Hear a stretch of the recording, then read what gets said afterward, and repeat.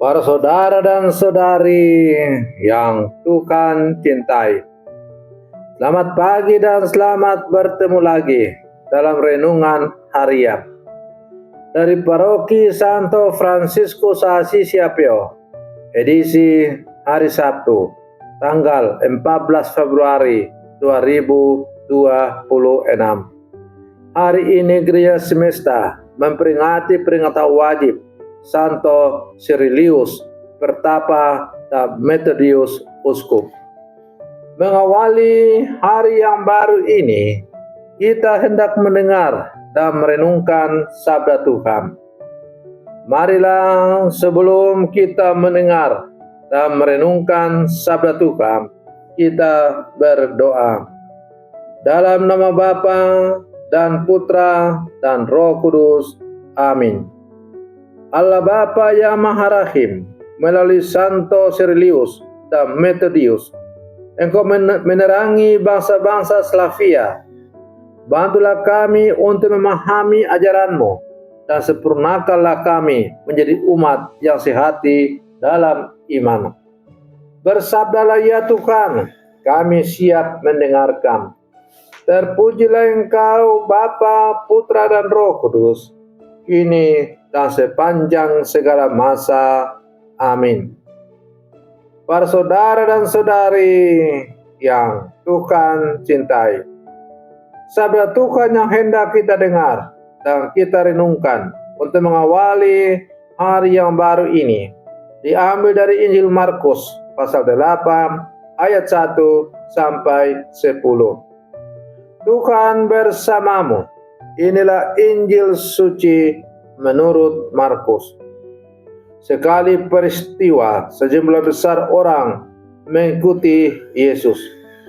Karena mereka tidak mempunyai makanan, Yesus memanggil murid-muridnya dan berkata, "Hatiku tergerak oleh belas kasihan kepada orang banyak ini.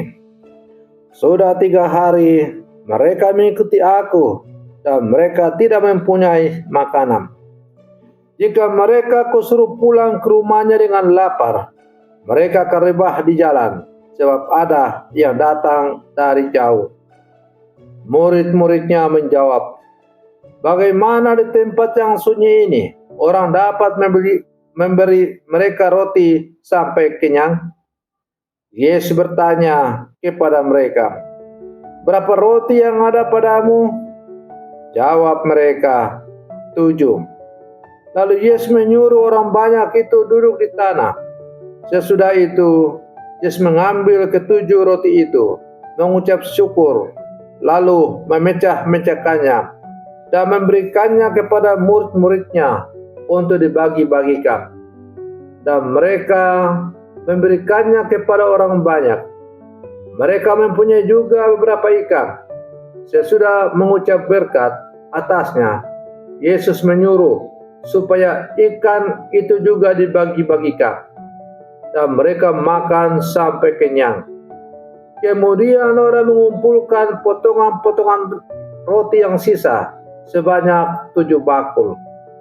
Mereka itu ada kira-kira 4.000 orang.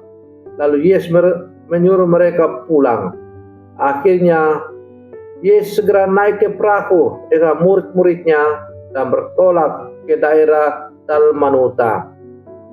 Demikianlah sabda Tuhan. Para saudara dan saudari yang Tuhan cintai, tanggal 14 Februari sering diidentikan dengan kasih dalam arti romantis. Namun gereja pada hari ini mengajak kita untuk melihat kasih yang jauh lebih mendalam dan menyeluruh, yakni kasih Allah yang peduli pada kebutuhan manusia secara utuh, jiwa dan raga.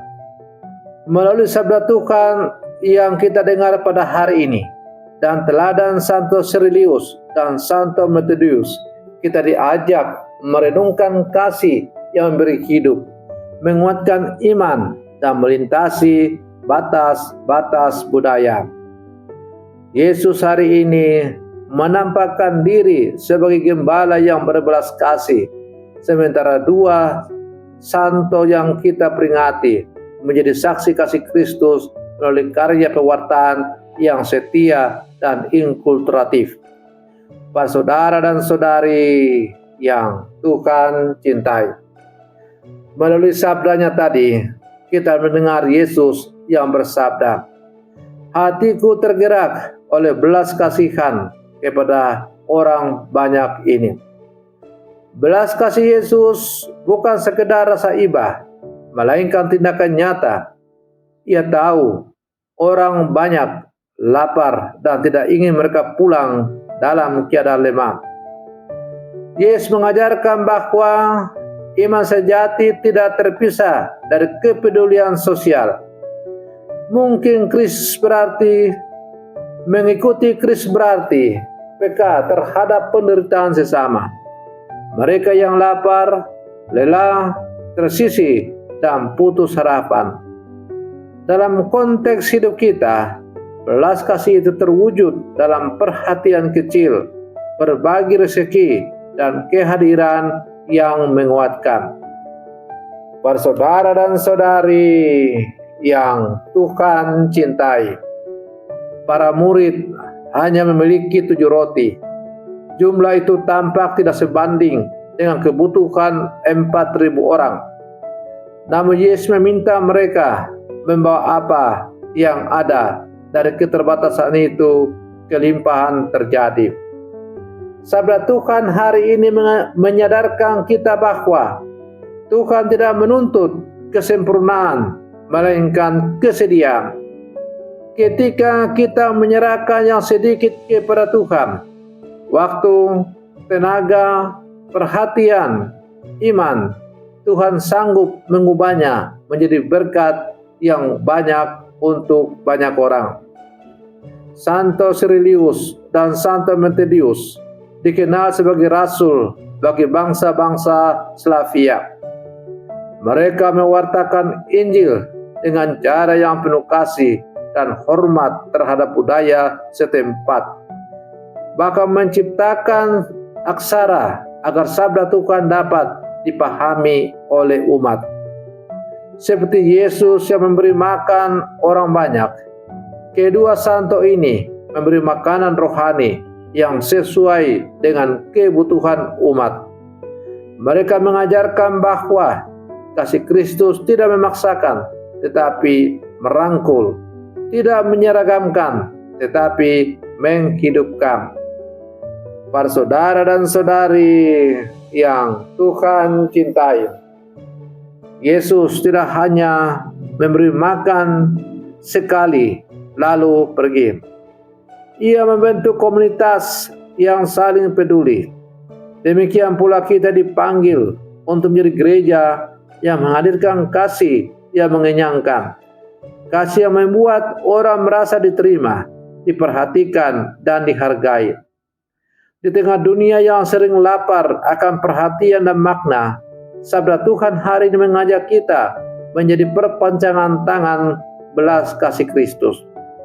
Para saudara dan saudari yang Tuhan cintai, melalui sabda Tuhan hari ini dan teladan Santo Cyrilius dan Santo Methodius, kita diingatkan bahwa kasih sejati selalu bersumber dari Allah dan selalu berbuah dalam tindakan nyata. Tuhan memakai apa yang sederhana dalam diri kita untuk menghadirkan kelimpahan bagi sesama. Maka semoga kita sebagai murid-murid Yesus yang hidup zaman sekarang berani menyerahkan 7 roti kehidupan kita kepada Tuhan, agar melalui tangannya kasih itu menjangkau banyak orang. Para saudara dan saudari yang Tuhan cintai, mari kita akhiri renungan pagi kita dengan berdoa. Dalam nama Bapa dan Putra dan Roh Kudus. Amin. Allah Bapa yang Maha Kasih, Engkau menggerakkan hati putramu untuk berbelas kasih kepada orang banyak dan mengenyangkan mereka yang lapar. Kami mohon bukalah mata dan hati kami agar peka terhadap kebutuhan sesama, baik jasmani maupun rohani.